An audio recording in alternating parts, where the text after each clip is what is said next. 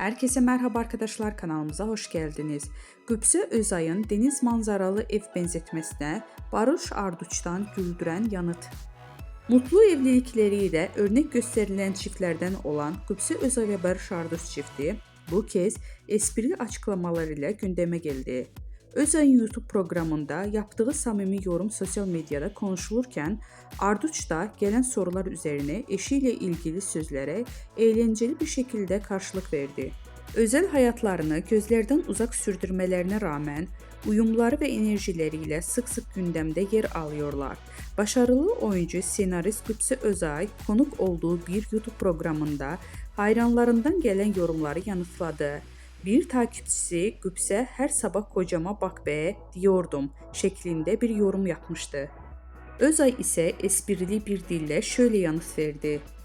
Bir ara diyordum, artık demiyorum. Deniz manzaralı bir evde yaşayınca bir süre sonra denize bakmayıp bırakmak gibi bir şey. Gazeteciler Qübsə Özay'ın bu sözlerini Barış Arduç'a hatırlatında ünlü oyuncu gülerek şu yanıtı verdi. Ne diyorsa doğru söylemiştir benim karım. Vardır bir bildiği.